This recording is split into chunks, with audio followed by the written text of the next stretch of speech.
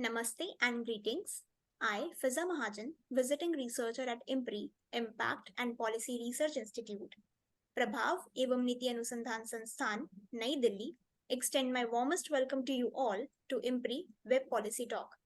We are gathered here today for a panel discussion on employment, livelihoods, and interim union budget 2024-25 as part of IMPRI fourth annual series of thematic deliberations and analysis of interim union budget 2024-25. This discussion is organized by Center for Work and Welfare, IMPRI, Impact and Policy Research Institute, New Delhi, as a part of IMPRI Web Policy Talk series. I welcome you all to this enlightening deliberation and thank you for tuning into this discussion. Now, let me introduce the esteemed gathering. Our chair for the session is Professor Suchita Krishnaprasad ji, former Associate Professor and Head of Department of Economics, Elphinstone College, Mumbai. Visiting Professor IMPRI. We welcome you, ma'am. The distinguished panelists for the session are Dr. Sandhya S. Iyer ji, Professor, Center for Public Policy, Habitat and Human Development, School for Development Studies, Tata Institute of Social Sciences, TIS, Mumbai.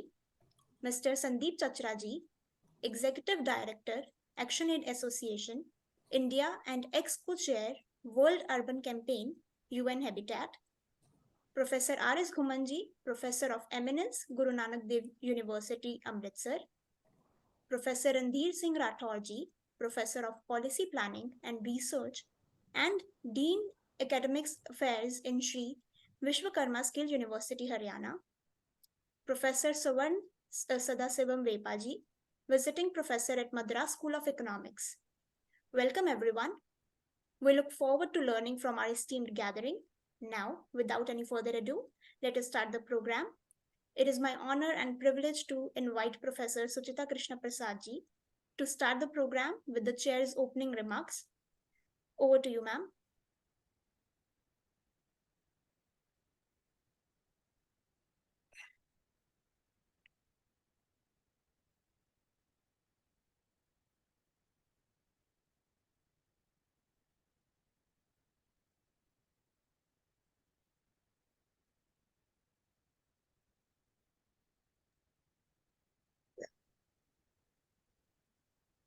So, am I audible now? Yes, ma'am. Yes. Yeah. So, to start with, many thanks to IMPRI and Professor Arjun Kumar and his very helpful and cooperative team for having us here and having me here in this position. I'm sure I'll be learning a lot from all the experienced panelists over here. So to begin with, Indian economy had a largest dip in the GDP during the pandemic, which was about maybe 4 years ago. So it was a maximum dip of minus 25%. And successfully, we have steered the growth rate up to 6 to 7% in the post-pandemic period. And Indian economy continues to present a picture of grand contradictions, according to me. It would be interesting to look at some of those. We are a land of startups and unicorns. We are supposed to be pharmacy of the world. We have provided affordable vaccines during the pandemic. We have a very high penetration of mobile phones from the streets to the elite class. Everyone has a mobile phone now. And the data is so cheap that we say there is a phone call at a cost of a postcard, to quote an industrialist. We have developed, and this is what I learned from eminent scientist, Professor Raghunath Mashelkar, that we have developed apps to diagnose ECG. So I believe if we download that app Sanket, which has been developed by Indians, we can get an ECG at the cost of $1. We have developed an app called Shwas, which can detect lung infection just by breathing over the screen of the mobile phone. We have developed something called iBreast, which delivers a mammography at the cost, once again, of $1. And Professor Mashelkar in his interview said that there have been about 33 lakh scans which have happened through this app all over the world. And with all this glorious record, we still have a very depressing HDI ranking, which does not allow us to be very proud. That's one contradiction to start with. We know that our middle class is expanding. We are told that abject poverty has declined in the recent past, and yet income inequality is one of the highest in the world. In 2021, the top 1% of Indian population earned about 22% of total national income, while the bottom 50% made just about 13%. And India is among the most unequal countries according to the World Inequality Report. Coming to the labor force participation rate, according to PLFS data, it has risen marginally, but it is still quite low compared to our neighboring countries. We know that school enrollment has risen ever since Sarva Shiksha Abhiyan, but the ASAR report, which has come recently, reveals a rather dismal picture of the real development, cognitive abilities among young ones. We are told that the world is watching Indian economy as a likely destination for investment. And as Mr. Mahindra in one of his post-budget interviews said on a media recently, many states have made significant progress towards increasing the ease of doing business. And yet, our own private sector is shy of making investment. The capacity utilization in manufacturing is said to have risen in the recent past, but it is still not enough to compel the working of an accelerator through fresh doses of investment. And we seem to be still waiting for the multiplier effect of the mega infrastructure projects that have taken place or pledged since last 4 or 5 years successively in each budget. And that has been one of our consistent themes since the last few budgets, emphasis on CapEx to expand and strengthen the physical infrastructure on a never before scale. What was little less than 3% in the budget of 2016, it went to 10% now of the total budget outlay. Be it Atmanirbhar Yojana or Gati Shakti or many other projects, there has been a big dose of investment in all kinds of infrastructure, be it railways or roads or ports and so on. However, that has eaten into our social sector expenditure and subsidies, which means that until the private sector investment picks up in response to these improved infrastructure projects, and perhaps even later, people who depend on, say, ICDS or midday meal or affordable creches or girls' hostels will have to sacrifice. When asked whether or not it is a time for the private sector to now rise to the occasion, Mr. Mahindra, in the same interview I mentioned before, said that, of course, the private sector has to now rise. But almost in the same breath, he also added that Mahindras expect the tractor sales to dip to a negative of 5% in the coming quarter. So that's a contradiction again. And this directly points to the possibility that not all is perhaps well in agriculture, which is most vulnerable to climate change, among other things. Our economy is known to be driven by consumption expenditure, and therefore it can remain afloat only through consistent growth in the number of jobs, which will keep on feeding that consumption expenditure, particularly in non-agricultural sectors. While AI has begun to enter into our world of work, finding an appropriately skilled labor force is quite a challenge. Of course, we have more IITs and IIMs and medical colleges and universities today, but whether the yield skill needed to carry the investment to its full fruition remains to be seen. The employability of engineering graduates, for example, was less than 7% according to the skill development report of, I think, 2017, if I'm not mistaken. And this deficit can be more damaging than the one mentioned earlier, namely the hesitation of the private sector to respond to the call of what our finance minister called crowding in. Even the states haven't been able to reutilize the funds that were allotted for developing infrastructure. The CAG report shows that from April to November 2022, the combined borrowings of 27 major states have reached only 33.5% of the total budgeted borrowings for the year. So, how inclusive are we, for example? So, while we aim at many schemes to strengthen the process of inclusive development, a study by Azim Premji University titled State of Working India 2023, Social Identities and Labor Market Outcomes is a stark eye-opener. It maps the roots of discrimination in the labor market based on gender, class, caste, community, etc. And this across the economic classes, not limited only to one or two economic classes, both in urban and rural settings. Of course, social prejudices are too deep-seated and they cannot be adequately addressed or redressed in an annual budget. But it is also true that some of our budgets in the past sound more like medium-term plans, though 5-year plans are now a thing of the past. Because here we expected outcome is mentioned in the budget, and it is committed to manifest in 2 or 3 years to 5 years to come.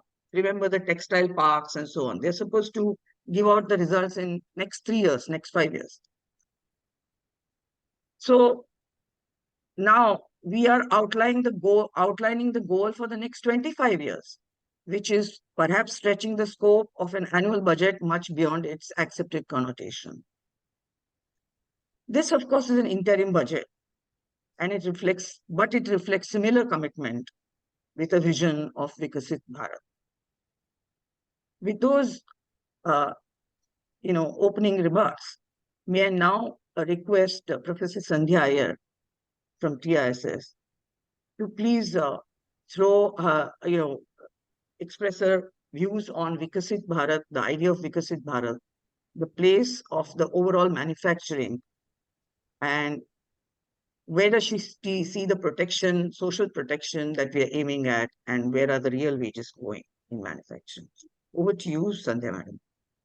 Good morning. I hope my audio is now stable. It was, yes. So I would still like to say Happy New Year to all of you, seeing each one of you for the first time. And I think the interim budget, I don't know whether we had to think around what she was to say, because it seems to be only treading the pathways of the past.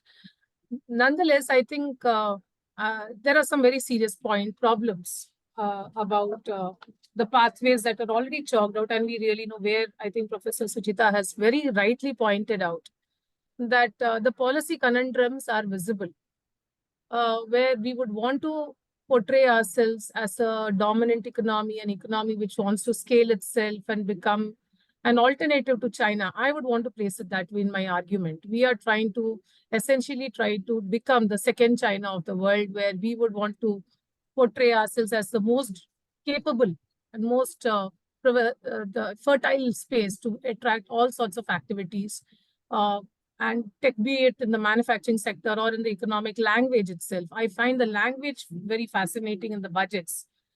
I think all interim budgets, particularly the vote on account budgets, whichever have been presented since 2002, have played around 2 or 3 areas. One, either it would try to tweak in the excise duties to make, our commodities a little more cheaper, or it would try to make our sectors little less, internally relevant and make ourselves more globally competitive. I think from Yashwant Sinha's time, that's what has been the vote on account budgets in India. So with Nirmala Sitharaman presenting her finale, I would say, of the NDA 2 budget in this year, I think she continued doing that, but she did not play so much with the external account as much as trying to say that we need to do more. So what is it really throwing? If I had to understand the India at 47 story, which we have been told, the Vikasit Bharat narrative, and that's why when I was asked, what do I want to think around? I think the idea of manufacturing sector itself is becoming very, very complex. Why I'm putting it in this line is that I think anyone who has been working on the industrial sector or in the manufacturing sector analysis knows that we are a dual economy. We have a dominant so-called organized India Inc., which accounts for not more than 10% of enterprises even today as per the annual survey of industries, and a predominant bottom, which is the MSME segment. We really do not have anything in middle, and we still have a missing middle problem.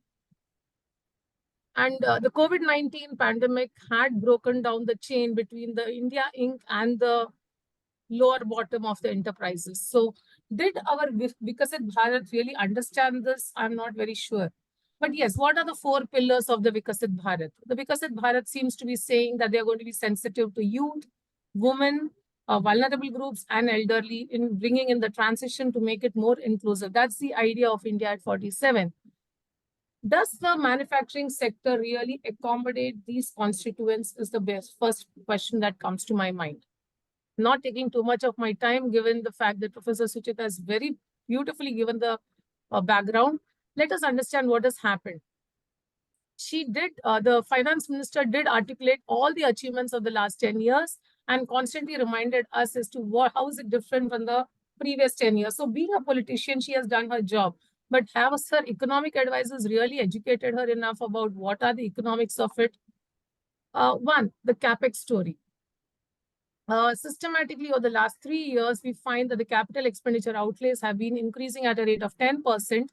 And this time we have gone to the numerological understanding of 11.1. We have increased it by 11.1% at about 11,111,000 crores, which is about 3.4% of the GDP. When I go to the budget documents below that, I find that our interest repayments are also come to the 11% mark and have also accounting for about 3% of GDP. So for all the capex that's going on, our interest repayments are also coming in alongside, and the budget is only burgeoning much more than even the centrally sponsored scheme budget. So that's my first point. That where is the capex really coming in, and what is the cost of the capex story for India? Secondly, if I were to understand from the growth projections, our finance minister has articulated that we are going to be growing at 6.5% and saying that we are likely to touch 7% by 2026. She has been very conservative. I hope she remains conservative even after the elections, because they're very positive about everything going on. They're very buoyant about the fact that India is the emerging economy which is going to shoulder the global recovery, even at the cost of dominant failures domestically. So somewhere, I think as a finance minister, she's forgotten to understand that the manufacturing sector of India is not about feeding the external world, but creating a mechanism for the domestic progress to take place. So again, there is a breakdown in our understanding there. Not painting a very bad story over here, therefore. If you look at all the evaluations that have come in about the interim budget, most of us are saying that let's not read too much here. But I would not want to not read it. I would want to read it for the simple reason that from this period till the election period, it's going to be at least about 6 months. We would be entering into the Kharif season, and I would assume that bulk of my MSME is going to be riddled with what is it going to do. I did a very simple action over here. I tried to interpret her budget speech. In the entire budget speech, there is not one mention of the word jobs, except for the fact that job will get created, but not about what type of job will get created. Last budget, they spoke about the fact that they are going to be creating jobs among the artisan class.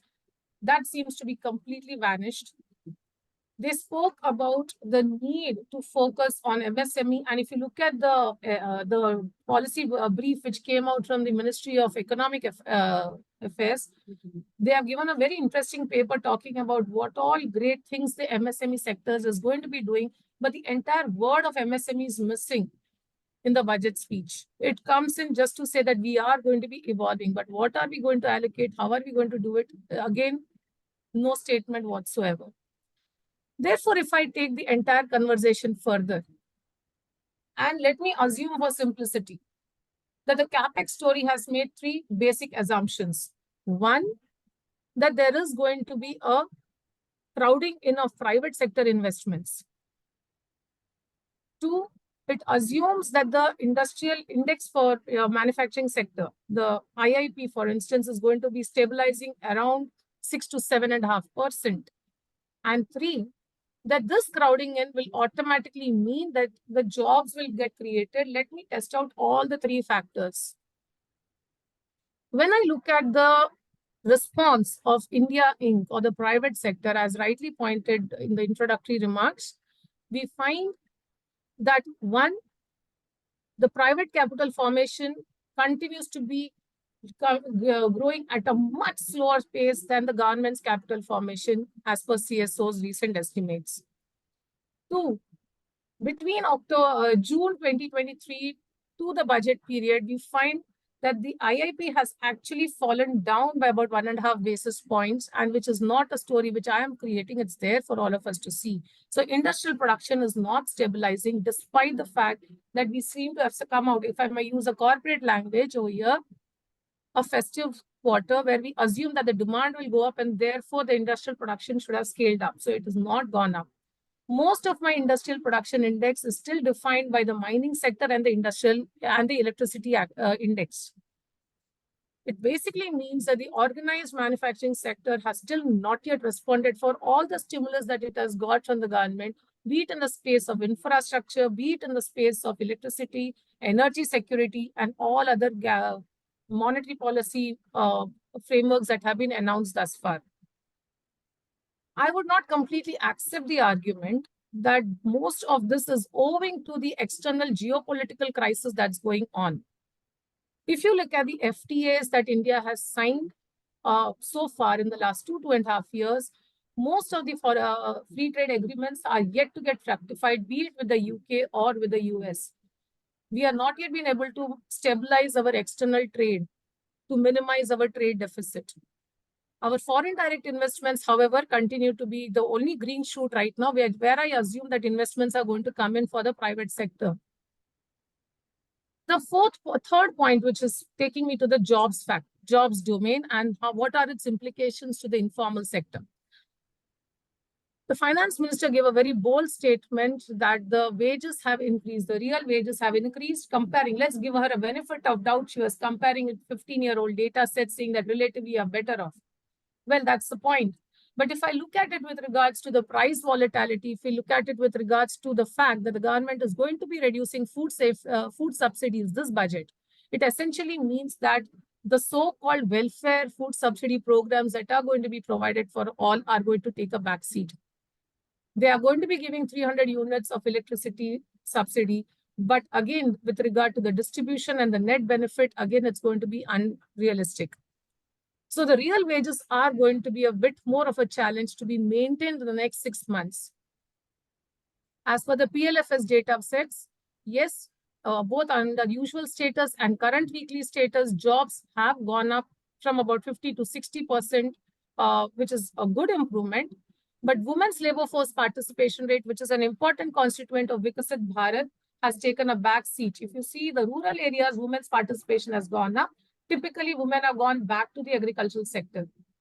Whereas in the urban areas, the labor force participation rate continues to be around 26%, which means the urban, both formal and regular jobs do not see women yet. And this is where even the feminists have said that if I want women back into the labor force, it is not just about saying that the corporate sector needs to incentivize, but we need to also provide a more multi-pronged policy framework, which is again not really spoken about. What is more alarming to see is that allocations to the education sector, allocations to the health sector, Manrega, have actually been reduced from the budget estimates of 2024.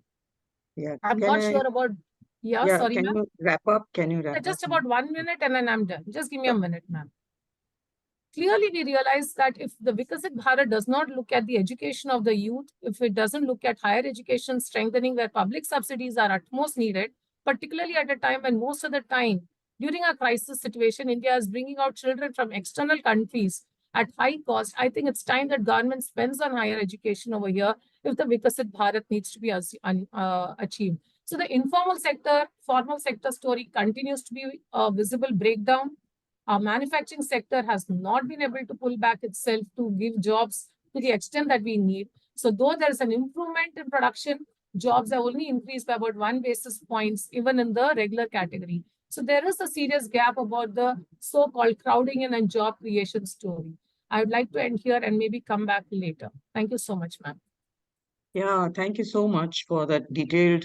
And I always appreciate that you look at the language of the budget very carefully. And that's very interesting because that gives, that sometimes spills a lot of beans, not just the numbers, but the language and probably the number of times a particular phrase is used. That's a very interesting way of looking at and analyzing a document like a budget. Um, uh, the story of manufacturing, many people have been saying that we need to focus on that. And to just recall that interview that I saw of Mr. Mahendra, he said that we want to become a developed country by the time it's 2047, and that would require 16 times increase. 16 times, that means 1,600% increase in manufacturing.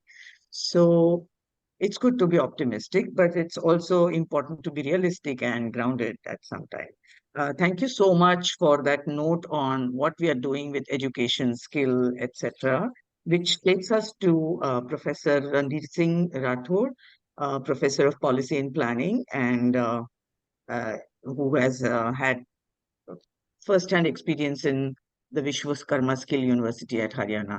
Over to you, Professor Randhir Singh Rathore. Thank you very much, Professor Suchita.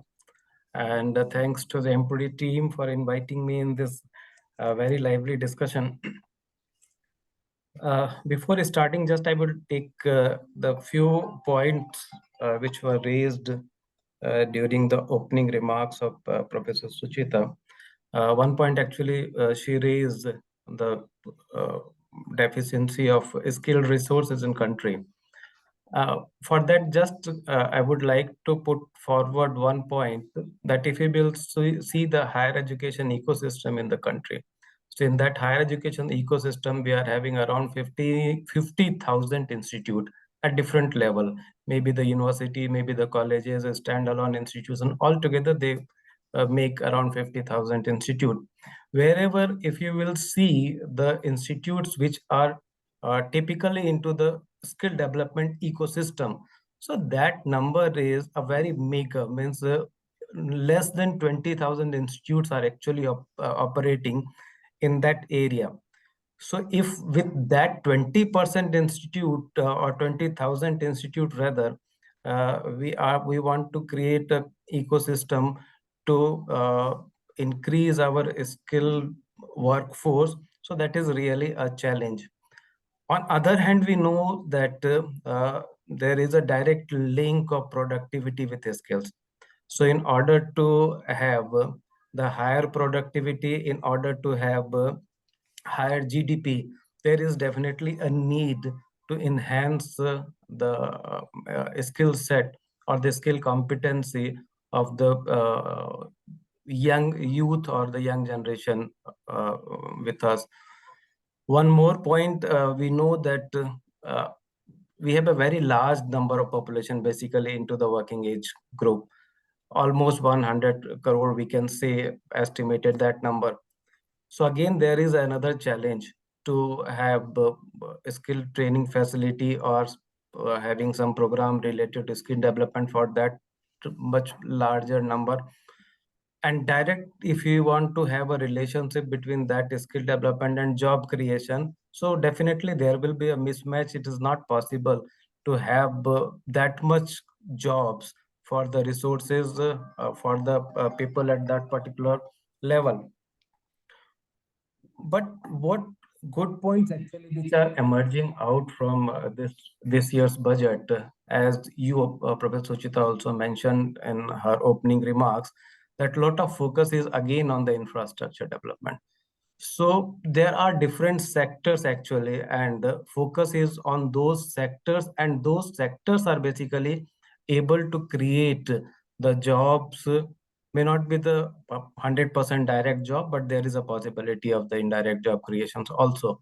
So the first sector, that was the infrastructure sector, as both of the speakers said, that lot of emphasis is there on that infrastructure sector. So possibility is there that the jobs may be created in that area. The second part, which was touched upon this budget, is again uh, greater budget layout for the Pradhan Mantri Awas Yojana, and government is focusing to create more houses for the middle class and lower mid class segment. So again, if suppose that is going to increase, or the construction of houses is going to increase, that will again create job opportunities for the persons who are into the construction sector. One and two very important or very critical parts actually which emerges, which was announced in this year budget. The first I would like to say is that creation of that innovation fund, a 1 trillion rupees innovation fund. So that 1 trillion rupees innovation fund will encourage the research and development facility in industries.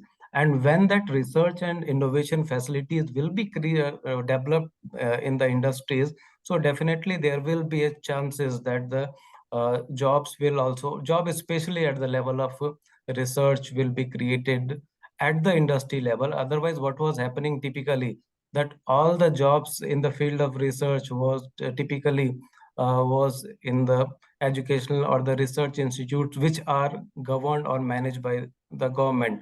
So this will again open opportunity, a door of opportunity for the researcher to go and work with industry in the field of R&D.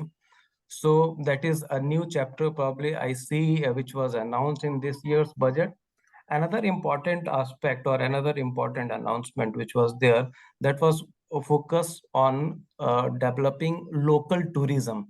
So when a focus was there on developing local tourism, so again, a lot of jobs can be created in the field of tourism and hospitality if that focus is there in the field of tourism. So that sector again is able to create a lot of jobs in coming years in that particular area. In addition to that, again, the focus was on manufacturing sector, especially the automotive sector. And another very critical or important area which was emphasized in this year's budget was in the field of semiconductors. So, though it was announced in 2021 also, but more rigor is being given on development of that semiconductor facility. So again, in both of this area, means automation in the field of manufacturing, as well as creating or developing India as a semiconductor hub, there will be a requirement of 100 and 1,000 of highly skilled resources. So again, that will open up a new chapter, a new dimension for development of the skilled resources in these areas.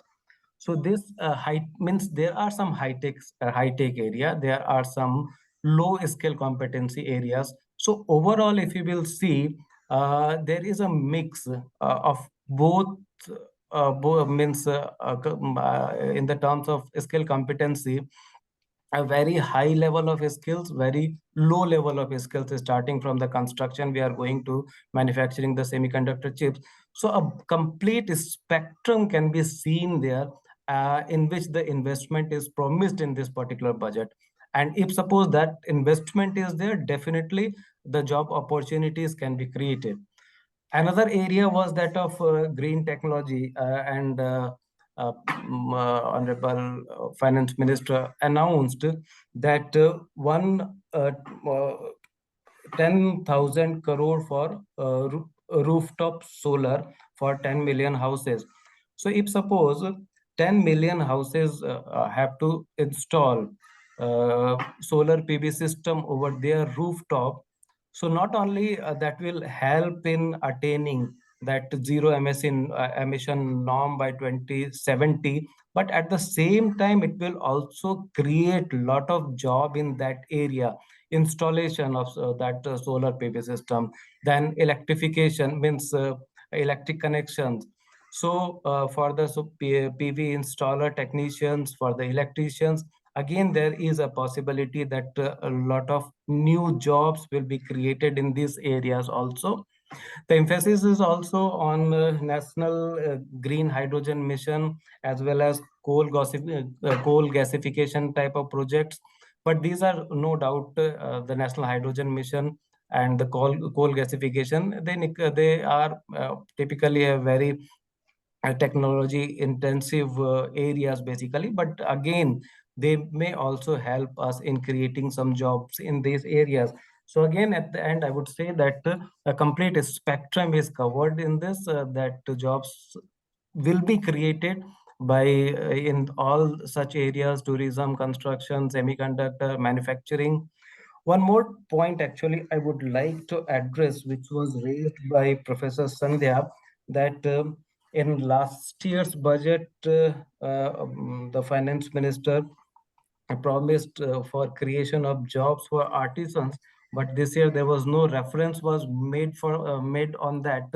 But I would just like to inform you that there is a scheme actually, that is PM Vishwakarma scheme, and in that PM Vishwakarma scheme, again I think around 4,824 crore, that amount is specified for that, and that is typically to support the artisans to upgrade their skills and attach other you can say the disciples who will be working with those gurus actually to learn those skills which are disappearing over the period of time. So overall, I will say that this interim budget or vote on account has opened a lot of opportunities, will create lot of job opportunities. It is not directly seen since the word job is not there, but indirectly, definitely there is lot of opportunities are there, lot of areas are there in which there will be certainly creation of new jobs in coming time. So Yeah. these were So the initial remarks from me. Thank you. thank you so much, Professor Rathore, for laying out the entire array of efforts that the government is looking at, and the budget is trying to kind of lay out in front of us, from high tech to low tech to traditional skills. And um, these would probably, as you said, open up new avenues for earning decent livelihoods. More questions might appear on your presentation later on. So, but for the time being, can we move on to Mr. Sandeep Chachra, who's the Executive Director of ActionAid India? Uh, since Professor Rathod has already pointed out that, all kinds of skills and all kinds of levels of technology are being addressed in skill development, from high tech to low tech to traditional, probably you can look at the inclusiveness of growth. And he's also mentioned urban housing and how it is likely to generate jobs. So I request Mr. Sandeep Chapra to touch upon these issues of inclusiveness, urban housing, and any other matter that interests him in this budget, which relates to the livelihood of people. Thank you, Professor Krishnaprasad, and it's an honor to be here. And thank you, IMPRI colleagues, Dr. Arjun and team, for having me here. And yes, Happy New Year, Sandhya ji. It's been a while. We seem to be meeting almost around this particular time of the year on the IMPRI webinar. So it's an honor. I'll follow the earlier speakers, and you made some very pertinent points in your opening address, Professor Krishnaprasad, and then I followed what you were saying, Sandhya ji, and then of course Professor Rathore. So let me sort of make a few points how I reflected this interim budget. At the outset, let me say, interim budgets, vote on accounts, as you said, have and you mentioned it. Generally, for me, it's a litmus of how confident the government is going into elections.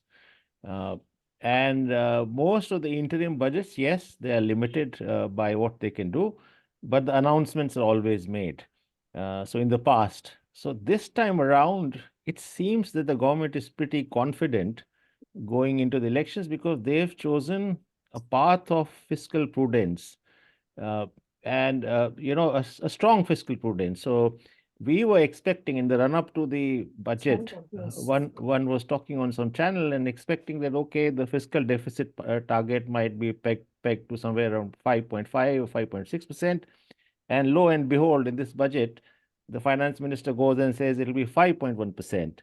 So obviously, they have chosen that path, and it seems they are pretty confident because, as you rightly said, the finance minister took time to recount the growth and the achievements and the report card of the government in the last 10 years and didn't really announce very major sort of game changers. One was expecting a few, frankly, and I hope that await the full budget.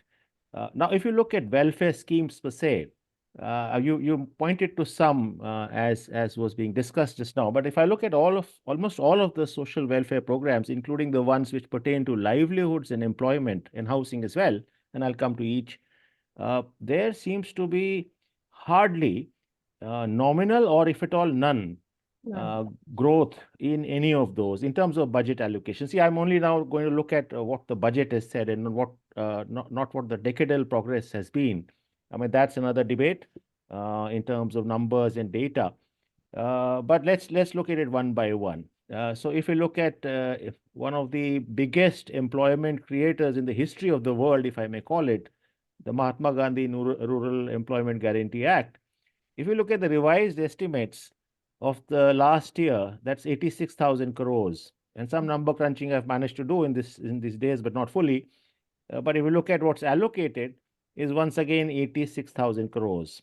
So the expectations, and you were pointing to it, Professor Sandhya, the expectations that rural distress, there is rural distress, there's no debate about it. You talked about inequality, you talked about wages and the data around wages.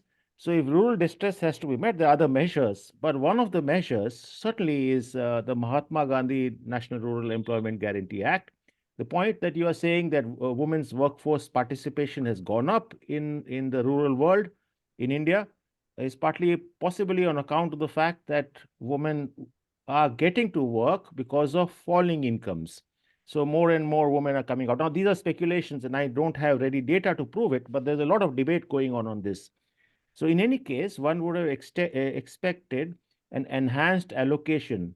We're growing at 7%. Estimates are 7.2%. You mentioned the conservative estimate of the finance minister, but that would mean that the growing revenues, instead of being devoted to reducing fiscal deficits, possibly could have been redirected. I think it's a missed opportunity, and I think it comes in the. So if you look at MGA and REGA, the quantum hasn't grown, the scope hasn't grown, the number of days haven't grown. 86,000 crore is the revised estimate of last year's, and this is coming at the back of almost stagnant or declining allocations to MGA and REGA over the years. I, of course, was expecting, and your second point you made with reference to urban employment guarantee.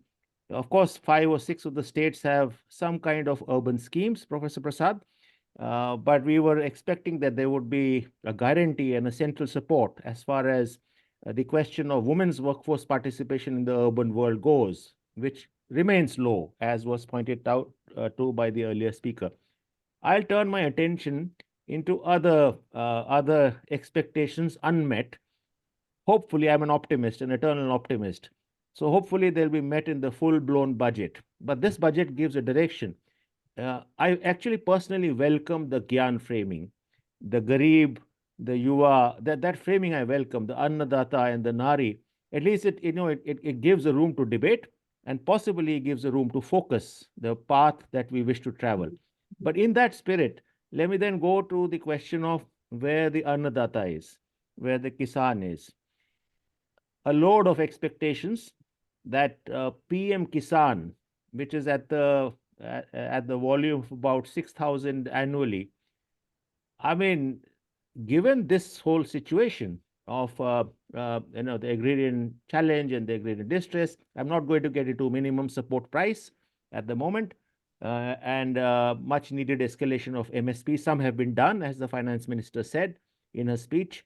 But for the sectors where MSP is not, where for the crops MSP doesn't cover, so one was expecting that. But if I were to just come back to PM Kisan Samman Nidhi, we probably would have done well, and I hope we do it later, to at least double it. In how, we are talking of doubling farmers' income, but here we're somewhere else.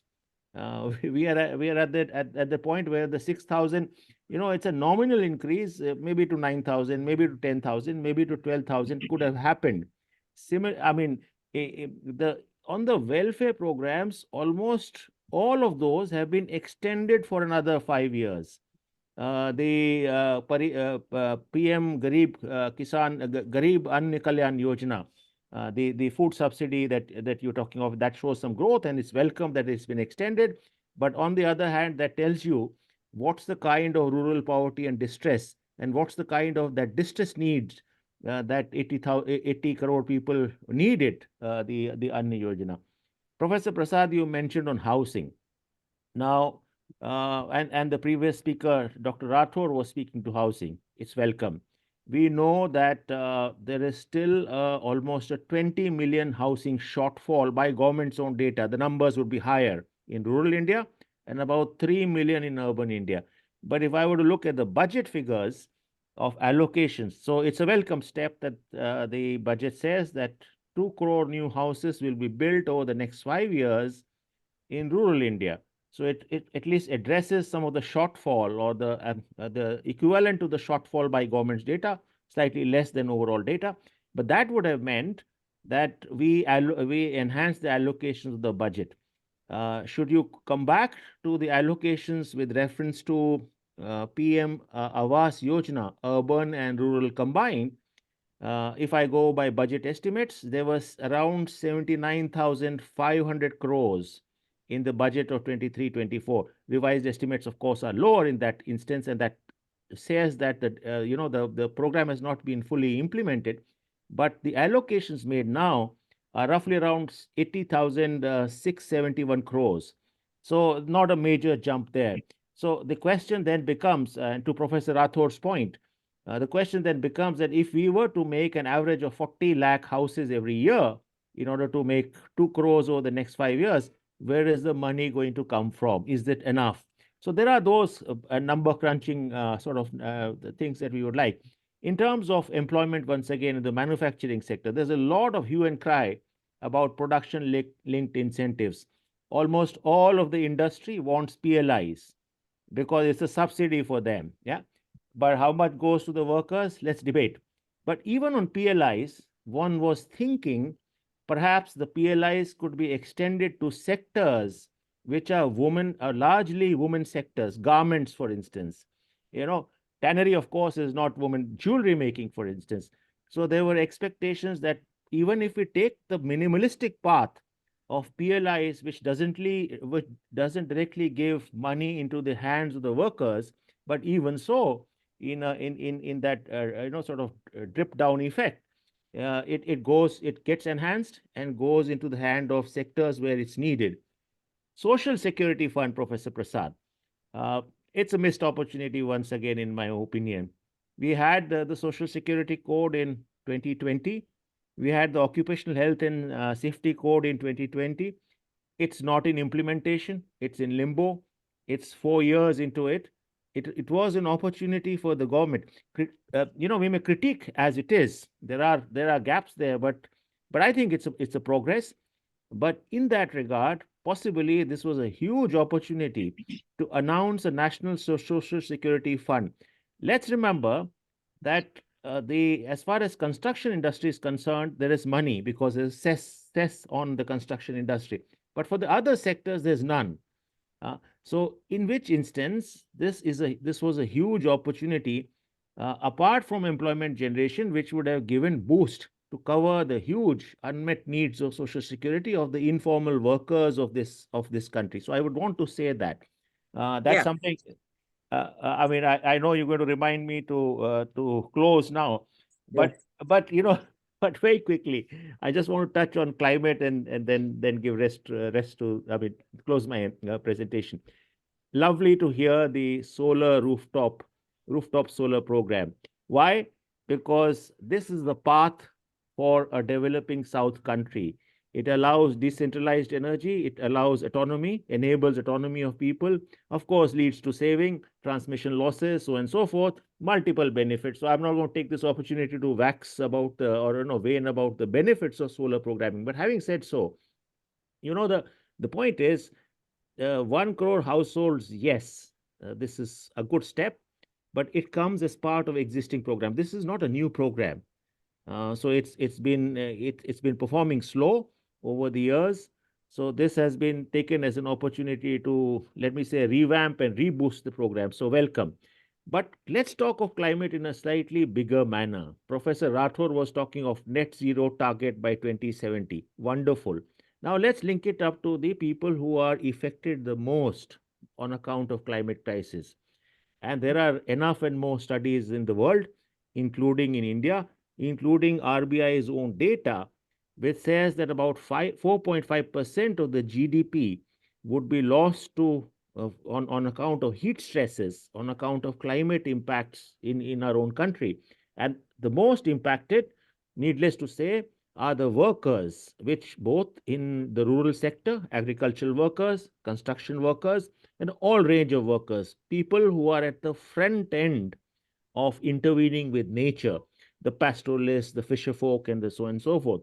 So, to my mind, the expectation from this budget and the hope for the full budget, needless to say, interim budgets is an interregnum, would therefore be to take that centrally into budget allocation purposes. To start with, the idea of the compensation fund for those who, I'll give you an instance very quickly, Professor Prasad. There are studies and a ground experience in working with informal workers in urban settings. Take Delhi, for instance. If you take Delhi over the last year, roughly about 2 months of wage day loss has been there. Data is not exact, between 2 and 3 months of wage loss has been there for construction workers in Delhi itself on account of what you call heat stress and on account of pollution. So the industry has been shut periodically over the last 3-4 months for various reasons, and roughly those number of days informal workers have lost, in which instance there's a crying need to compensate those wage losses, to compensate that loss and damage that's happened. The same story can recurs for the agricultural workers, and there's not enough systematic ground studies in this regard. So one would have wanted climate loss and damage compensation fund being talked of in this budget. Similarly, the initiatives taken last year of the National Mission for Sustainable Agriculture. There was a Ganga corridor made. So one was expecting that perhaps this transition to sustainable agriculture would have been given a boost through huge budgetary allocations. That's something people need in order to mitigate and adapt to the climate impact. Mangrove initiative was started last year. Wetlands initiative was started in the last budget. So those are things one would have wanted continuity and expansion to. I'll stop here, aware that there are many more points, but I've run out of time. Thank you, Professor Prasad. Yeah, yeah. It's hard to and it's very painful to ask somebody who has such rich experience on the ground to wrap up the presentation, but that's the painful duty I have been given, and there'll be more to learn from you in the second round of discussion, I'm sure. Uh, can I now request Professor Swarna Sadasivam Mega Ma'am, uh, visiting professor in Madras School of Economics. And since much has been said about the labor force participation of women, the agricultural sector, and the health and nutrition part, and I believe there's enough work on pulse production by that madam has done, which is there on the internet for all of us to see. This government, you remember, at some point was focusing on pulse production to increase the nutrition level. So over to you, ma'am, for your observations on this budget. Thank you very much for inviting me to participate in this discussion. I would still like to touch upon a couple of points on women's work participation and agriculture, and then I'll come to the aspect of pulses and also seeds production, which in fact the finance minister has mentioned before. The first point I would like to make is that about the recent data on weekly status of the labor force participation, the workforce participation data, which has come out for 2023, 22-23. And something very interesting there, which I want to point out. If you look at the weekly status, there is increase definitely of the women's participation, both in the rural and urban areas. And the worker population is more important than the labor force participation, because labor force participation includes both the unemployed and the employed together. And so let us only look at the worker population ratios. In rural India has gone up from 20.1% in 2017-18 to 33.2% in 22-23. I mean, there's a huge increase. And again, I mean, the same with the urban also. Urban female work participation ratios have increased from 17.1% in 2017-18 to 21.8% in 22-23. And another very interesting aspect is that as far as the participation rates are concerned, there seem to be a big jump from 21-22 to 22-23. I mean, which happens to be 5.3% jump in the participation ratio of women. One would wonder, what is it that is happening? So, I mean, it's something, about 40% labor force participation is something which we should consider for a country like India, which is as low as sort of a 13% labor force participation for urban women, and probably which has come down to something like 20% for rural women. I mean, let us say in 2011-12, and now boosted up to 40%, makes one get up and stand up and look at it. I mean, where are these women working? So I happened to look at the report, and the table 17, in fact, gives the details. And I find that the female work participation is 71% of self-employed. Self-employed not only on own account, but also the helpers. And the second interesting point is that the regular salaried employment in the rural females happen to be 8%, and then 21% as casual labor. So the entire chunk of the women's participation is coming in the rural sector, mainly from self-employment. That's the point which I want to make. And similarly, even for urban, the self-employment levels are pretty high. And if you look at urban females, you find that 40.4% are self-employed, and 50.8% are regular salaried, and 8.9% are casual labor. So obviously, the major jump in the women's work participation is coming only from self-employed. So this is something very interesting.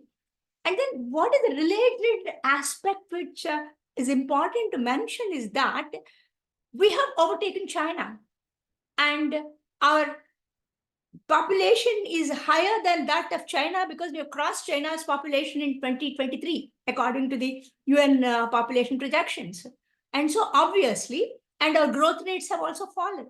So, and the number of people who are entering the labor force are, I mean, over the time coming down, but at the same time, our population will not fall, but actually China's population has fallen in actual numbers, but that will happen for India only about 2.5 decades later. I mean, not anytime sooner. So we continue to have, and more people who will be there in actual numbers, though the growth rates, in fact, have fallen. So what is happening is definitely there's a shortage of labor, particularly for agriculture, and that too for manual labor. So since the manual labor in agriculture has come down, and also the wages have gone up, and relatively, and so the cost of cultivation also has gone up, which I'll take it up a little later. But right now, what is happening is the agriculture, in fact, is becoming the major employer. And another very interesting point is that, like CMI has been repeatedly been saying that in 2020, many people went back to agriculture. In fact, it has clearly shown in the last year's employment figures that the percentage of people dependent on agriculture has gone up from 42.5% in sometime in 17-18 to something like 46% last year, because economic survey shows. So what is happening? We're talking about transformation. We're talking about transformative India. What does transformation mean in the economic terms? In the economic terms, transformation means is a condition where the number of people who are dependent on agriculture and the GDP which comes from agriculture, and the gap between the two comes down, and which is called the turning point. So, this is the turning point. Most of the East Asian countries, including China, have reached that, and we are not going to reach that anytime soon. So, real transformation means shifting people from agriculture to other occupations. So, that is something very important. And then, till then, the productivity in agriculture is the lowest, obviously, because 18% of the GDP and 46% of the population, and that too population increasing from 43%, 42% to say 46%, which means is definitely, as far as transformation is concerned, is a regressive step and not actually a progressive step. But then let us forget about that, and let us concentrate on the what is happening to agriculture, because a large number of them are self-employed. Indian agriculture is supposed to be growing at 4%. That's what the report says, the recent one. And so obviously, you expect a lot of money to come to these people. But then there are two factors which I want to mention about. I will not take too much time, only 2-3 points I just want to make. See, one point is that agriculture is a loss-making proposition the world over. It is no different in India. You cannot continue to depend on agriculture and accommodate more people and increase their productivity. The productivity keeps falling if you transfer many more people into agriculture. That is not the right thing to to happen. And then, if you really want to see how much of the consumer's rupee is going to the farmer, what percentage of the consumer, what share of the total money paid by the consumer is going to the farmer is the question. And also same with exports. Our agricultural exports are doing very well, no doubt about it. But how much of the export dollar, what percentage of the export dollar from agriculture is reaching the farmer who is producing that? And that is the question. So if you look at that, you find that the agriculture, being a loss-making proposition for many people, needs support. And then it needs support all over the world. Not only India is not an exception, but other countries are able to do it because they've already reached a turning point, and the number of people who are dependent on agriculture is much lower, and they can, in fact, be able to support agriculture. And so the productivity of people in agriculture has fallen. It's relative to that of the non-agricultural worker. So the agricultural productivity of the workers have fallen. And now, what is happening to the increased agricultural growth? The agricultural growth and the increase in prices and export prices, as well as the consumer prices of food and others, have not been really reaching the farmer. So the market efficiency is very low. So between the big gap between what the farmer gets and even the MSP, many people don't get. I mean, it's good that the MSP is hiked and it is increasing. And recently, there's a study which clearly shows that both for the wheat farmers and as well as the rice farmers, say, for example, UP, Madhya Pradesh and other states, the farm business income has declined in real terms. So if you look at, suppose if their incomes are increasing at, say, at 1% or 2%, and then if the inflation rate is 6%, even still they lose out. So what is happening is, probably it is something like a social surplus extraction. Maybe it's too strong a word to use. I mean, I wouldn't like to use it because it was used by Bipin Chandra, way back of the situation which occurred of agricultural exploitation during the British period. But at the same time, what is happening here is there is no rosy picture for all those who are self-employed in agriculture and all those, whose incomes are pretty low. And now coming to the support to agriculture. So there's something like called PSC, the Producers Support to Agriculture, which has been estimated for all the countries all over the world. And so 2019 figures is what we have. Probably we also figures, which shows that even a country like China is supporting the percentage of support to the total value of gross receipts happen to be something like 12% or so. But whereas in the case of India, it happens to be minus 4.8%, despite all the support that has been going from the to the farmers from the government. No doubt the government is giving 6,000 rupees, and some of the southern states are giving something up to 10,000 to 12,000 rupees as a transfer to the farmers, no doubt about it. But then the cost of production now today happens to be something like 1 lakh of rupees and 1,70,000 to 1 lakh per hectare of rice and wheat. And so, compared to that, where does this stand? And you have to pay for fertilizer, you have to pay for pumps and pump sets, and also you have to pay for labor, and the labor cost is also going up. And then you can't say that cut down the labor cost, because if you cut down the labor cost, that means in fact you are making more people become much more miserable. So undoubtedly, agriculture needs support, and the type of support that's been given is not sufficient. And just one more point which I want to make and want to close it. That is, we have missed the opportunity of shifting the population from agriculture to non-agriculture, particularly to labor-intensive manufacturing, sometime in the 80s, when the whole of the East Asia did it and we didn't do it. And it didn't happen in the 20th century, but we have just come into the 21st century when it becomes even more difficult to shift people from agriculture to labor-intensive manufacturing, because today a large number of things can be imported much cheaper than being manufactured here. And so we have caught in a situation where we have to shift a large percentage of population to get the transformation of agriculture and the transformation and the turning point, which most of the countries of the Asia has achieved, and we failed to achieve. And then just one more point I want to say and close. That is, agriculture is institutional agriculture is increasing. And for example, shrimp farming has been mentioned by the finance minister as being very good and giving us agricultural exports. No doubt about that.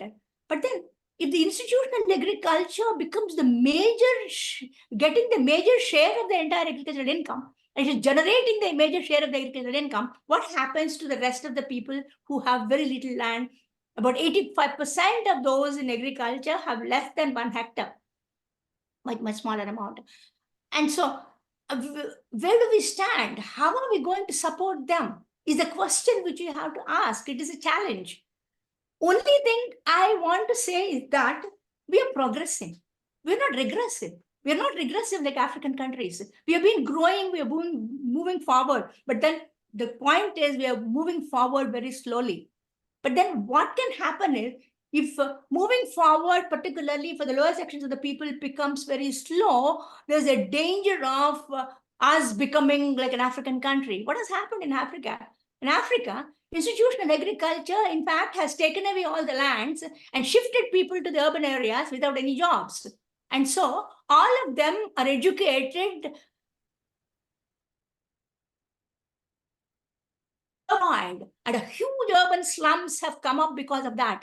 Thank God it didn't happen in agriculture. At least people are going back to agriculture. And so there are many challenges which we have to realize. And the next budget, in fact, have to incorporate most of them. Thank you very much. Yeah, thank you so much for sharing your enormous knowledge, not just of India, but of so many other countries and bringing the story together. Probably in the question answers, you would like to take up if something comes up about the Annadatta and the Kisan, basically we want to once again bring it back to the current budget.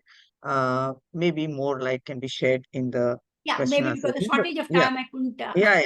So, but it was very interesting to, it was ranks. very interesting that you shared the nuances of labor force participation rate among women, that it is self-employment and so not so glorious as it sounds in the number. Thank you very much. And can we now move on to Professor Ranjit Singh Ghuman? It would be a pleasure to listen to you, sir, who is a professor of eminence in the Guru Nanak Dev University, Amritsar, and he has an extensive experience on rural development and how it works and where the budget is trying to give a push to rural development. A very appropriate thing to speak about after Swarna Madam has laid out what the kind of crisis, and still, although the progress is happening in the agricultural sector, the kind of problems that the sector is facing. So if more people are going back to agriculture, we need to look at rural development. And so can we have your opinions on rural development vis-a-vis the budget? So. Thank you, Chair. And good afternoon to all the fellow participants. I do appreciate the duty of the chair. It's very, very difficult duty, and often people overshoot the time. It's but natural. I will try to stick somewhere between 8 minutes and the time taken by other speakers. I hope the chair will be generous to me also. At the very outset, I would like to make 2-3 bold statements. One, I think it's from an interim budget, it's too much to expect, and it is politically unethical to announce big statements because it's vote on account just for 3 months. So I listened to the entire budget speech, read it in between the lines. It was political bold statement and less a budget speech. That's one I would like to make. Second, when you compare 10 years of the previous regime, we must focus on 10 years of the achievements of the previous regime as well. It's always good to appreciate one's achievements, but SWOT analysis was missing. So I don't look at the discussion from the budget because it was an interim budget. But I would like to focus on 10 previous budgets, which this government has been doing all through.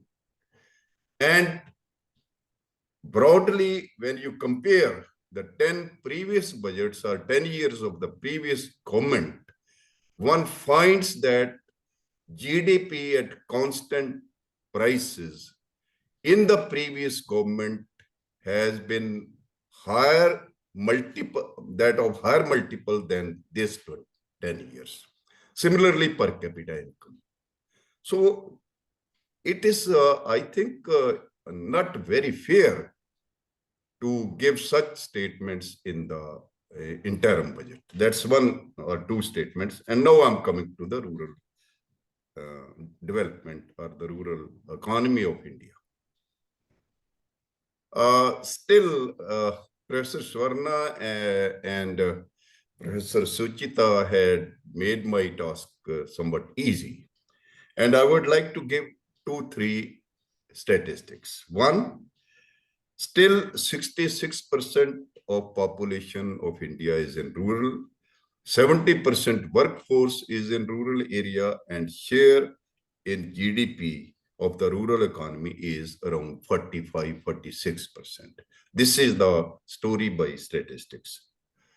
45-46% share of the rural economy, 70% workforce, and 66% of population is sharing that. So we can say that India is still predominantly rural economy, and agriculture is still the mainstay of the rural economy. We must take it. Niti Yog's discussion paper of 2022 states that 54% workforce is in agriculture and GDP share is 18%.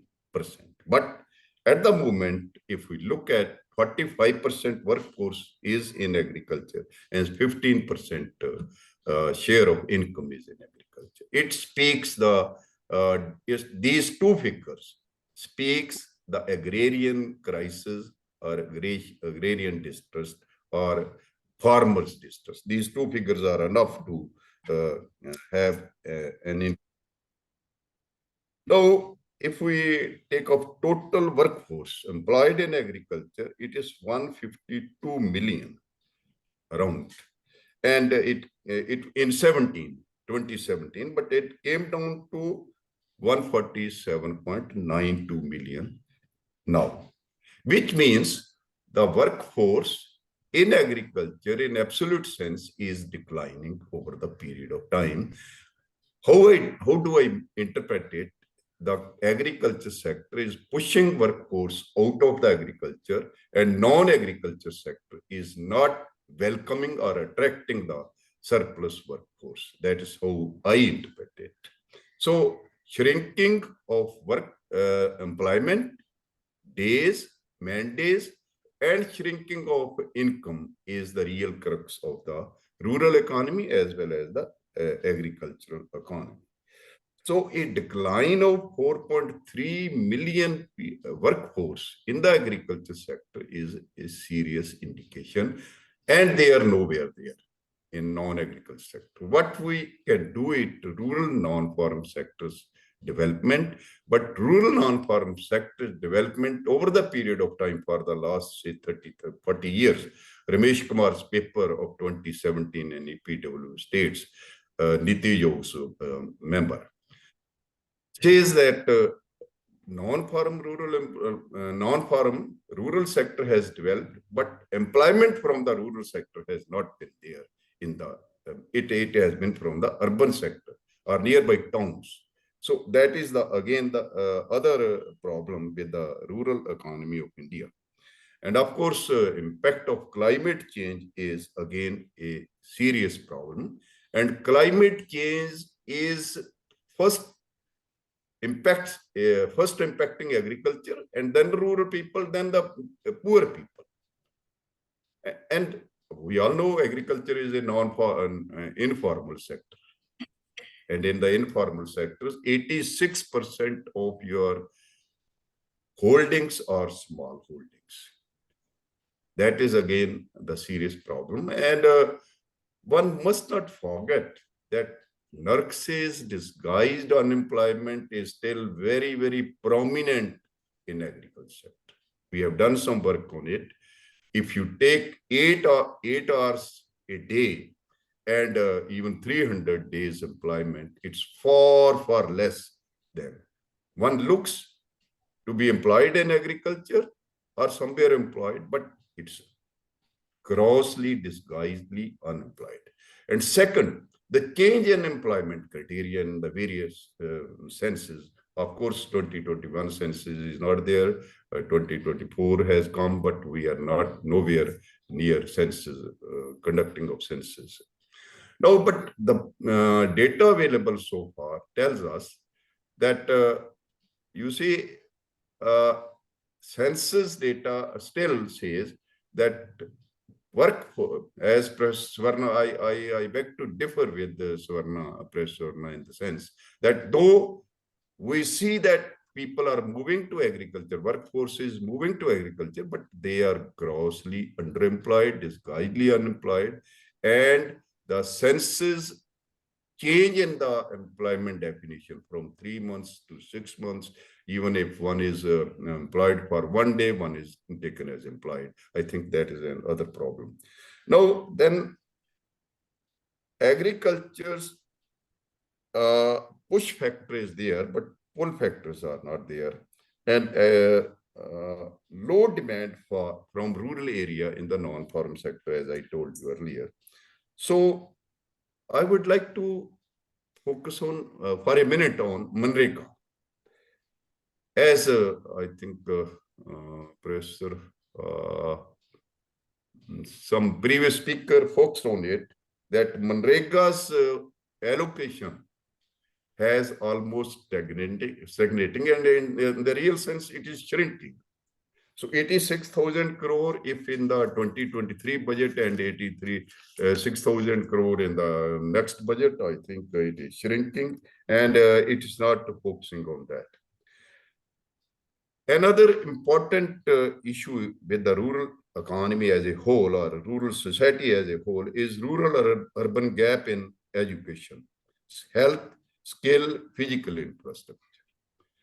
I think we have done some work on rural-urban gap in Punjab, and we have found that rural schools, rural hospitals are much behind the urban facilities which the urban people are having. And as earlier speaker told, labor force participation by women, I think it is again a misnomer, in the sense that labor force participation is increasing or declining depends on the wage rate, and the opportunity cost of being employment and opportunity cost of not being employment is another issue. Environmental degradation and depleting water table is again a problem, particularly in the northwest India, particularly Punjab, Haryana, then western UP. It's very, very serious problem. And still food insecurity and food security are the issue. 45% of the agricultural land is still is under irrigation, assured irrigation, but the rest is rain fed and all that. And still, and I would like to draw your attention to MSMEs. Once previous speakers focused on it, MSMEs. MSMEs are the backbone of the rural economy, or the suburban economy, which must be focused. And nowhere, of course, lip sympathy to MSMEs was there, even during the COVID period when they supported. We are allocating some public funds to MSMEs and all that. But ethos is to support the corporate sector. Whether you take the corporate tax, whether you take other things, ethos is that, and the corporate sector and the capital intensive sector is not going to generate employment, particularly for the rural people who are unemployed. And all of us know unemployment in youth is 20 to 22%. So what I suggest is that raising the level of consumption and effective demand, and thereby giving to give a push to the consumption-led growth paradigm, demands that rural economy must be developed. Rural economy must be focused. Without rural economy, India cannot grow, and still we are predominantly rural economy. But unfortunately, rural economy is being given some doles, but not being empowered. How long this will not have consumption demand or consumption level in the rural economy.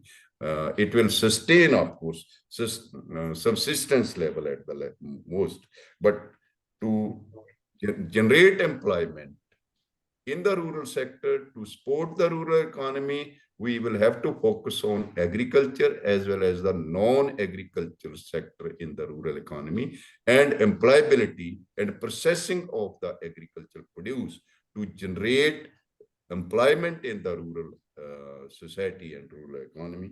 That is must, but unfortunately, this is not being taken seriously. And of course, your corporate sector is moving to the rural area for demand, but demand is not being generated from the rural area. In fact, private consumption and private investment both are shrinking, and consumption data tells us that this is a serious drag on the effective demand in the country, and of course on the growth and employment. Thank you very much.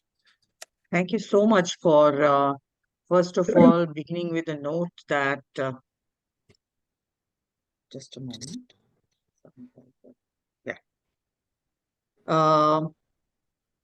Starting with a note that this is, of course, an interim budget, and then to move on to chalk out how rural sector is important. So when you talk about disguised unemployment being present, and Professor Swarna also talks about lower productivity in agriculture, whether we say that people are going back to agriculture or they are being refused by agriculture, it basically means that there is a floating population which doesn't know where to settle down. And that might be a more serious question. It's something that Harris Todaro had highlighted in their migration model. And that once again brings up the question of informal sector, whether urban or rural, and this floating population somehow trying to eke in a livelihood one way or the other, and therefore being forced to be self-employed one way or the other, just chai banake, something like that. And which means that you can't call them self-employed, or you can't call them entrepreneurs. Okay. So there's a so with that, One thing more I would like to yeah, sure, go ahead. that hunger index, global hunger Yes. index is Yeah. very, very important to take account of where we stand.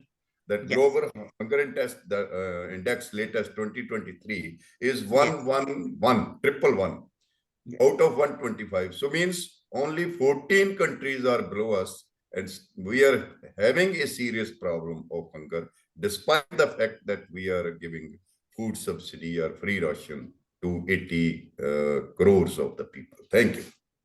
Right. So maybe the floor can be opened for questions within or clarifications that we might require from each other as panelists. Is there anything that we would like to ask each other or get little more collaborations from each other regarding any issue that touches the livelihood of people and where the budget is trying to pitch itself? Or else we can probably then keep it open to people. Can I ask Professor Rathore, that he spoke also of green technology and the solar panels that this current budget is making an allocation for. Is there any data of how many jobs it can create? Because I think in many other countries where technology shift was taking place, going to green technology was a major source of creating jobs and livelihoods. Of course, when we have solar panels, the next question is maintaining them. Very often, We do those, we install the technologies, but then the next question is about maintaining them. Any light would you like to throw, Professor Rathore, on employment generation possibility? Is there any data that we have on innovation fund and the green technology and how many jobs it is expected to create? Is it yeah, Professor Rathore, is he there? Ma'am, I don't think so. He's in the meeting. Okay. So, Mr. Chachra, we spoke about fiscal prudence. Yeah. You spoke about fiscal prudence, but I have a little comment there. Currently, we are being told that our loan to GDP ratio is coming to something like 85%. Okay. So our debt to GDP ratio is coming to something like 85%. And unless we become prudent, it can probably touch something like 100%, which is a very, very, very important red mark. And probably that is the reason why there is a good, smart arithmetic required for fiscal prudence. Of course, even after the budget, we can still draw on RBI. That has happened number of times. That was a little comment. Anybody would like to come in and ask questions here? There's one question from Mr. Jaspal Singh now. Will the FPO pattern really work? I don't know who it is addressed to, but would anybody on the panel like to take this question up? Yeah, Will the FPO? Yeah. I'll say something on it. And yeah, sorry, Professor, if you want to It's go. okay. You go ahead, please. No, please. Please go ahead. I'll comment No, later. you can go ahead. No issue. No, what I mean, I concur with what you were saying, and what Ghuman Saab was saying as well. And I want to make a few things on that. One, I think this idea, although you were talking about it in a critical sense, Professor, and this idea that agrarian transitions in from agriculture into non-agricultural futures is the turning point, you called it. And although you were critical, and I concur with what you said, I do not think that they construe a desirable future or a possible future, because that's almost like a historical impossibility. What it does is to create what you call, Chairperson, the floating population of wage hunters and gatherers who are either underemployed or kicked out of agriculture sector, as Professor Ghuman was saying in the end, and with no secure futures in terms of labor absorption in what's called the non-agricultural sector. I mean, whether services, whether in manufacturing, and those we know aren't really creating employment. I think that's been discussed here. So I think the critical pathway is, how do you change that mindset of following what northern countries did by the way of agrarian transitions, in terms of shifting peoples out in their own countries from agriculture into urban or non-agriculture future. And that they did in a particular historical moment, as we all know, which was when colonialism was there, so that accumulated money was used to create, the industrial manufacturing, intensive industrialization and urban futures, or even exporting their populations. The UK, for instance, exported populations all over the world into settler colonies. I don't think that's the path available for the Indias and Chinas.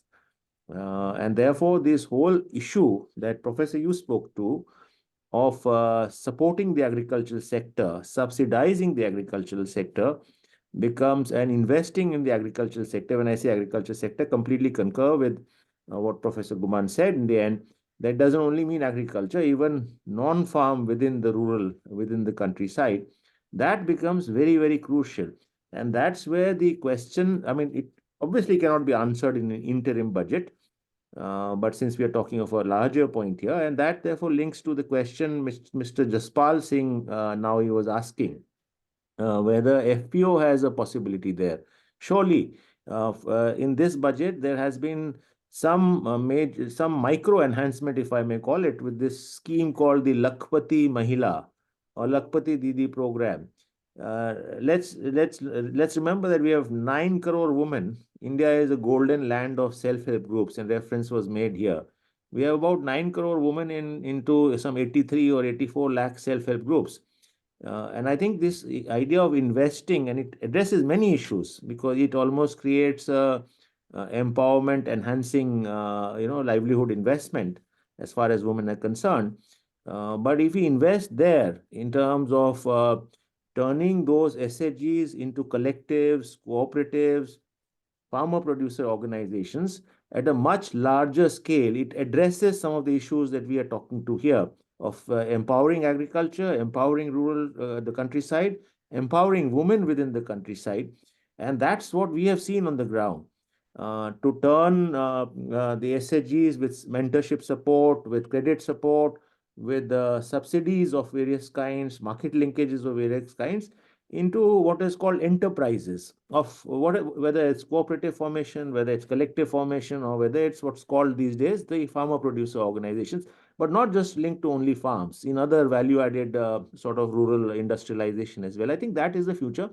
One marginal investment has been made in this budget in this regard, and that is to increase the number of such sort of inputs to 3 crore women, to the Lakhpati Mahila Didi program, as it is called, from 2 crores to 3 crores. But I think much more is needed. And I think that's one way to look at how we can address some of the issues that we have been talking to here. As far as countryside or rural in India or farm India or agricultural India, and also addressing the agrarian distress that there is. So that's how I would like to approach this. And thank you for this opportunity. Sorry, Professor Swarna, you wanted to speak. No, I fully well agree with you, except one point, that is, I'm not talking about North and, decades ago and during the colonial period. But then you look at East Asia, which started shifting their population somewhere in the 80s, has done wonderfully well. We are talking, and then particularly it is known that it is not the type of shift which happened, naturally in the European countries, but it has been completely managed by the governments. That is the point which is more important there. It is the policy initiatives that have been taken by those countries that in fact has systematically shifted people. And if it has been possible there, it is definitely possible in India. Only thing is, we have to look at a very innovative ways of doing it. For example, you look at natural farming. I don't want to take too much of time. The natural farming is highly labor intensive. Where is the labor? Like somebody has already been mentioning that we have shortage of labor, particularly in the peak season. Even for love of money, you find it very difficult to get labor. At the same time, in the non-peak season, you have a huge amount of unemployment. The word coined is labor rationing. I'm not coined any words. All of them, like turning point, labor rationing, all of them are already the literature. There's nothing that I'm inventing here for any reason. So what I'm saying is, it is possible, but then you have to be much more innovative. And then where the money comes from, so all the programs that are being taken up by the government and everything, all the steps are taken in the positive direction. I don't have any doubt about that. But then it doesn't seem to be enough. That is the and the rate of progress is something which makes a difference to the country. That's the only point which I want to make. And there are many programs, but then, for example, look at national farming. It's highly labor intensive. You have so many self-employed people, who don't have much to do, but why don't you commercialize those natural farming inputs and then convert the entire agricultural transformation to occur? In the sense, you're shifting people from non-agriculture, the input manufacturing, for natural farming, which is highly labor intensive. So there are opportunities, not that there are no opportunities. And then we have to be more innovative to look at those and implement them to shift even people from agriculture to non-farm agriculture, but based on agriculture. So all the rural non-farm in fact, is based on agriculture. In fact, we discount agriculture in India, but actually it drives almost the entire economy, to tell the truth. So even in the urban areas, if you look at non-crop sector, the entire non-crop sector in the semi-urban areas, all that is in fact is a part of agriculture. So there's a lot of scope. I'm not being pessimistic. I'm definitely optimistic, because I didn't have enough time to, talk more about it. I stopped there. But then there are many more innovative ways in which we can really go forward and shift the population and achieve it in our own way, not necessarily the way, the Europe has done it, nor even the export-led growth like, the East Asia has done it. Maybe it's not possible for us, but there are other possibilities for us, for the simple reason that we are a big population, and it is the people who make finally make or break a country, and not necessarily anything else. Yeah, thank you very much. Thank you very much for those valuable comments. It's the people who make the break on any country. That's a very, almost like a conclusive remark. Anyone else? Vast infrastructure, greenfield development, rural and semi-urban transformation is taking away agricultural land. Will that create jobs or take away the livelihood? That's the next question that Mr. Jaspal has put. Would anybody like to take this up? Thank you. May I? Yeah, sure. In fact, if you are to develop industrially, you need land, of course, certainly. No, so certainly, what type of industrialization we go in for, that is important.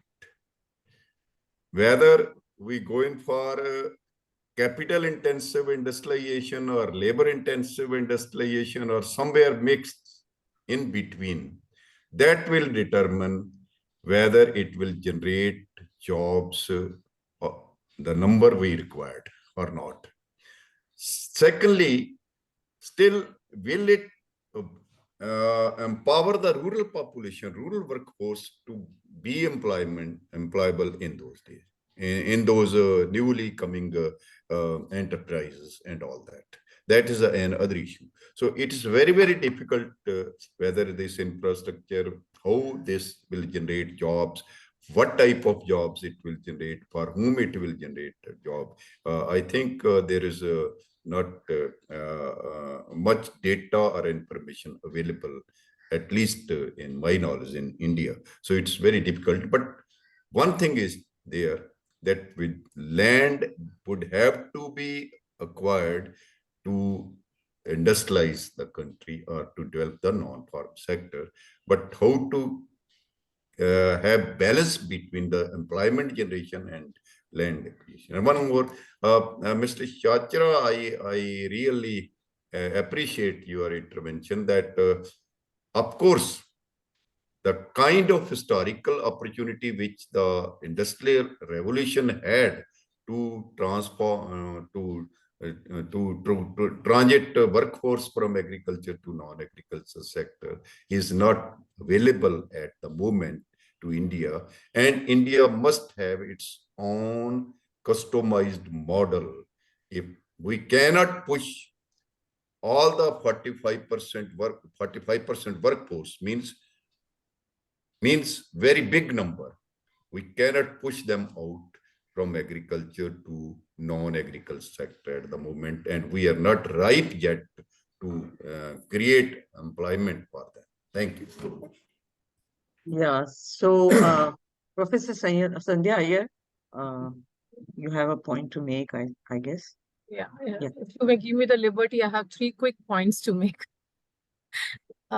One is when I was talking about the Vishwakarma scheme, and I think that was very correctly stated that yes, there are allocations, but let me remind ourselves that it is from a fund which was already allocated for 5 years. So the allocation which is coming is only towards the committed grants. But if you look at the performance per se, we do not, and it comes even from the same document which I mentioned from the Economic Affairs Ministry. It does not really say how much it has spread and what is the extent to which it is really getting implemented. So though the idea is excellent to bring back artisan classes and provide end-to-end, we really do not know much about it. With regards to, of course, I'm just moving away for a second on the infrastructure development effects. In the last 3 years, I have been involved in a series of impact assessment studies, both in the New Delhi-Mumbai corridor belt, be it in the larger infrastructure, solar power plants in Madhya Pradesh, etc., etc. Now, let's understand the role of what infrastructure can really do and what it cannot do. We are assuming too many things that it will radically bring around. One, yes, it will bring in improved connectivity. It is going to do a radical change in the ways in which transport and communication may start delivering. Okay. And we also did this evaluation for the Mumbai-Nagpur expressway evaluation and the impact assessment, both social impact, environment impact, and the larger economic impact analysis. So in terms of economic impact, yes, we do find that transportation may improve radically. People are going to be able to access locations faster. Social impact, what it does is, unless and until it is not interconnected with village infrastructure, district infrastructure, and block infrastructure, the local communities are not really going to get any benefit from the large-scale infrastructure processes that have come up. So whether the economic activities of those blocks through which these highways are going have been equally connected and equally well developed, you are not going to see a so-called multiplier change of this large-scale infrastructure. In terms of environment infrastructure, we did find that there was a sharp reduction in the quality of the ecological conditions because we are actually taking away land and not really bringing back ecological balance or environmental balance alongside these structures. So let me put a very humble submission over here for the question raised, whether it will create jobs. Yes, it creates short-term jobs for the infrastructure enterprises, but to bring about a change to the village economy, we need to bring the village in the center of our planning model. And I think that is something which is radically missing in our current understanding of budgets. Now, in the very beginning of my statement, which in the point I said, India wants to replace China. Now, in 1970s, when China became the manufacturing hub, it was already a large-scale enterprising communist economy, had these huge factories, which was creating the capability to become the manufacturing motherland for the world. And it did do for the next 25, 30 years, alongside the East Asian miracle which occurred. So we know that it had a coexistent ecosystem for itself. Talking about a broken global value chain, we are talking about coexistence of economic, geopolitical crisis, and the fact that we ourselves are embedded in a heavy, small and medium scale enterprise situation which are not heavily labor intensive in nature. So for us to do anything from here on, it would either mean we have to bend that much more backwards to connect ourselves internally, or we need to be part of the global value chain. Now, at this juncture, I don't see that. At least data systems are not telling to me that we are connected equally well to the value chain, both internally and externally. Now, if that is the situation, I think the elementary point which I would expect from a budget is being very, very honest, that it cannot be seen as an interim for the sake of it, but throw a responsible statement alongside. If going back to the Vikasit Bharat argument, if India needs to be Vikasit by in the next 25 years, our education system had to get a continued commitment. And if I see the UGC itself, you see a reduction of 4,000 crores of UGC's budget. IITs and IIMs, also there is a 20% reduction in grants, even as the number of IIMs and IITs have gone up, which essentially means students out of the pocket expenditures to education and higher schooling is going to go up, which also means many more children are going to go abroad for higher education and not going to be over here anymore. So the interim means an academic year where a large chunk of youth are not going to be giving access to quality education, though there is private education going on. Schooling education budgets have also increased only by 10 to 15%, even as many more have come in. The third point is, in a post-pandemic, we would have expected health sector also to get a lot of resources with regard to enhancement. We see it completely down. Now, why am I talking about social sectors and employment parallelly, ma'am? It is essentially because budgets talk about what are we going to do in the medium term and what are we going to prepare ourselves in the long term. The very fact that our budget allocations have been reduced for the social sectors means for the next 5 years, children are not going to have access to education. So it does not matter to me whether I read an ASAR report seriously or any other report which my own institution is doing, because we are not investing in quality education domestically. So, and interestingly, even when I look at this national skill mission, the incremental changes that are visible is only to the extent of 5 to 10%. Budget estimates to budget estimates, not even a revised estimates to budget estimate allocation, which means what I have spent last year, I have not even tried to maintain that in the current budget allocation. So making the larger point over here is that for a Vikasit Bharat to take place, if I really am keen to bring my manufacturing sector back on track, I need to talk about the rewiring of India Inc. with the MSME segment, which is, there's no roadmap to it. We are seeing everything as individual segments. There are certain sectors where there is some value chain connection taking place, but not otherwise. The economic census has brought out, as Professor Swarna was talking about, 70% are in single-owned enterprises. We have a startup ecosystem which has only 1 or 2 workers, which do not go through any kind of regulatory mechanisms, which are dying their own natural death due to valuation. I think Baiju's story and others are very well in front of our eyes. Every startup need not be a innovator of a certain kind to bring about that radical change. We need to understand that our youth know what they want to do, but we are not giving them the space to even think sustainably what they can do for themselves. So I think that's my closing remark. Vikasit Bharat means talk about how sustainably we are going to provide budgets to people. Whether our budgets are sustainable or not is a big question. I think that's where I would like to close, ma'am. Thank you. That's a very strong comment, Professor Sandhya, and a very passionately done statement based on your own work on, reports on infrastructure development that is happening, maybe Mumbai, Delhi, or Mumbai, Nagpur corridors. And it's very interesting what you said, that unless and until we build those networks deep into the rural areas, not much.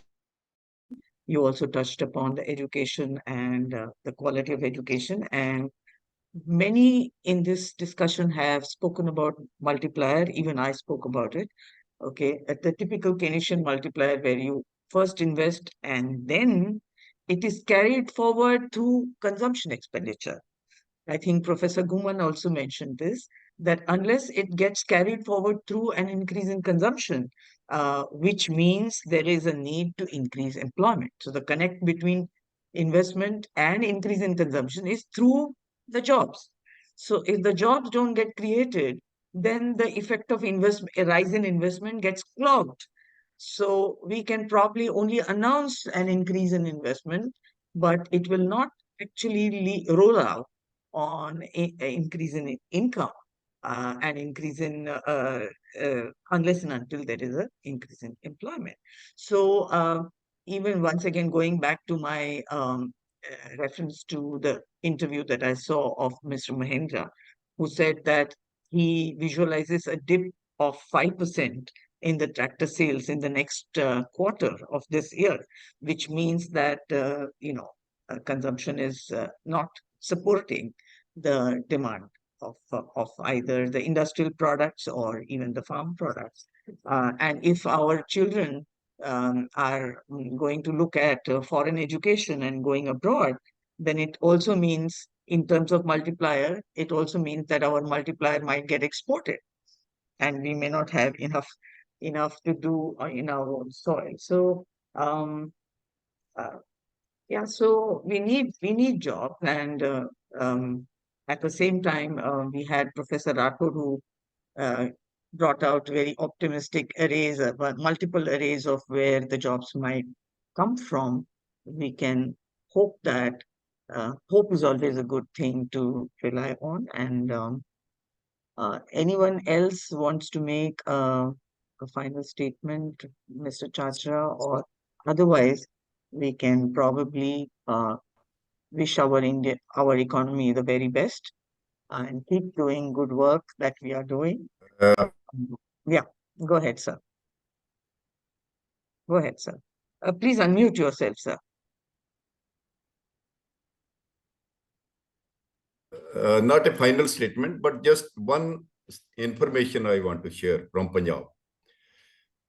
14,000 crore advances have been taken by Punjabi students to go abroad during the last 5 years. 14,000 crore in a small state.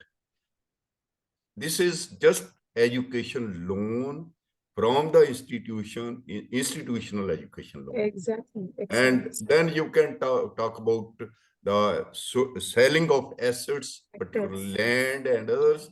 You can well imagine, and I spoke to Mahindra's speech, that certainly the multiplier effect is going out. Not only this, after a decade or so, or maybe more, the physical assets will be transported to the foreign countries. This multiplier will certainly miss here, and our governments are not serious about those. In Punjab, some political parties are saying, we will give this much loan to sport to go out, or we will promote IELTS centers in the public sector and whatnot. So if you don't keep your physical capital, that is human capital, if you don't empower your human capital, Viksit Bharat is not an easy. And I would like to remind about the Raghuram Rajan's statement a few days back, that even if India's population remains at the same level, growth rate remains 6%, we will not be a Viksit economy, rich economy by 2047. What we, at the most, we will be again a low middle economy. At the moment, we are also low middle economy. So if we compare the per capita income, as Professor Suchita in the beginning very told, the gap, 1,006% gap. If we compare our per capita income with those countries who are rich countries, America's per capita income is 30 times more than our per capita income, and China 6-7%. So we should talk something which we can achieve, and we should sell the dreams to our people, which we can somewhere near reality, not simply the dreams. Thank you. Thank you once again. So it's good to dream. It's good to dream, but it's important to make sure that we have enough fodder to and enough energy to realize those dreams, and so that we avoid frustration. I hope all the efforts that are being put in infrastructure, and hopefully there will be better attention to education and health in times to come, so that we can realize the aspirations that have been whipped up in the recent past. With that, thank you once again to IMPRI and to Professor Arjun Kumar and his efficient team, and all the veterans whom I have had the good fortune to discuss this important condition at the point of transition that Indian economy is right now. Thank you very much for this opportunity that I have got to learn. Thank you very much. So as we have come to the end of today's discussion, I, Fiza Mahajan, visiting researcher at IMPRI, Impact and Policy Research Institute, would like to propose a formal vote of thanks. On behalf of IMPRI, Center for Work and Welfare, I would like to thank all of you for attending today's deliberation. A panel discussion on employment, livelihoods and interim union budget 2024-25. We are grateful to our chair for the session, Professor Suchita Krishnaprasad, our esteemed panelists, Dr. Sandhya Ji, Mr. Sandeep Chachra ji, Professor R S Ghuman ji, Professor Randhir Singh Rathore ji, and Professor Swarna Sadasivam Vepa ji for taking part in this discussion and enlightening us. We thank all our participants who have raised questions and actively participated in today's deliberation. We are grateful if you are watching us later on YouTube channel or listening to us on various podcasts or reading our publications. You may also find more thematic events and book discussions under IMPRI Web Policy Talk series. We hope you continue to join in the future to our IMPRI Web Policy Talk and Web Policy Learning. I wish you all a very good day. Thank you.